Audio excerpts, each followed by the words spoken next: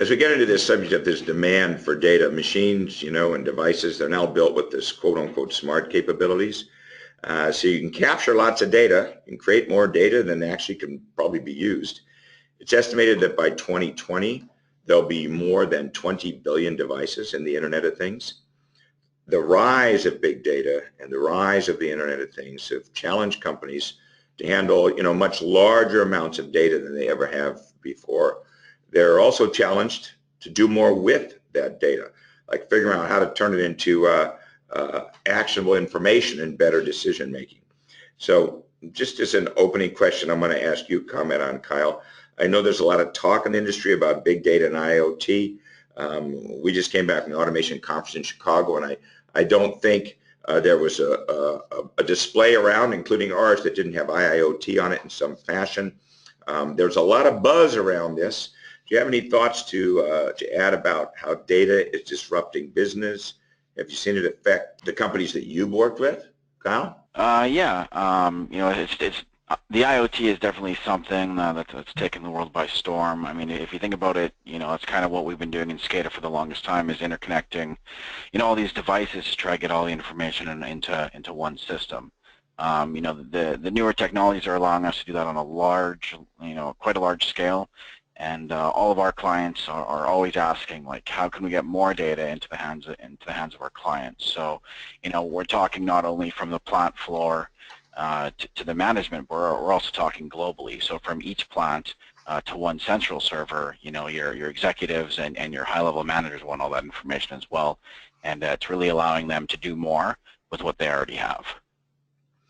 Thanks, Colin. We're gonna kind of dig into, what does that mean, and how does one access data? How does one utilize data, and what various ways to do that? When our company surveyed the integrators in our integrator program, they told us their clients are always asking them to get more data into the hands of more people.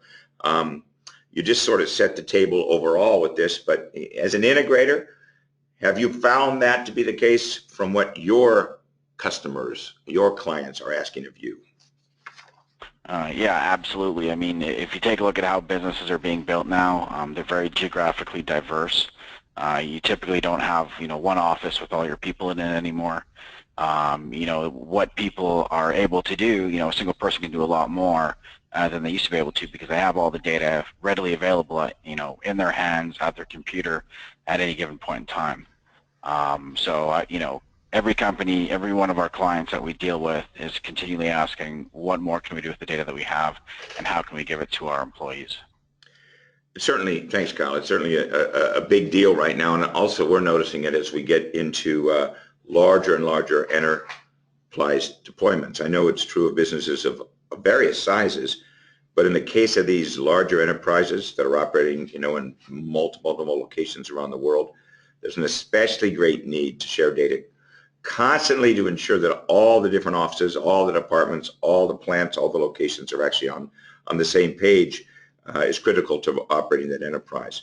And within industrial organizations, say in a single location, there's clearly a need to share operational data with other systems and people throughout the enterprise. I think the trend that's going on right now that has to do with operational technology and information technology coming together, sort of the convergence that's being talked about, is critical, because really there is only one enterprise, and the data from plant floor to top floor should be available throughout. As everyone here, I'm sure, probably knows, SCADA, Supervisory Control and Data Acquisition, is an industrial control system that actually runs at the core of many modern industries. Millions of companies, other organizations all around the world are using SCADA.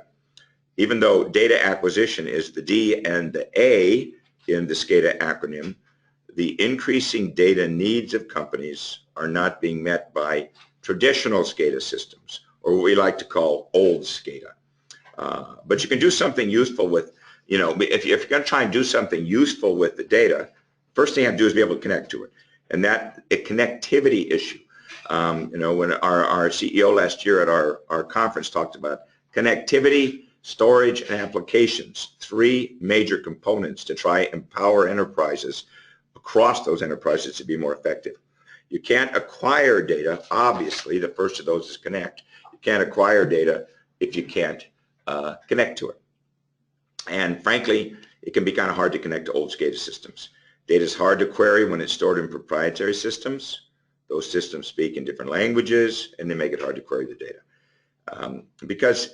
Because these systems aren't really fully interoperable, you inevitably end up with data silos, where data stays isolated, and that prevents you from being able to see all your data in one place or to compare the data in different systems across the enterprise.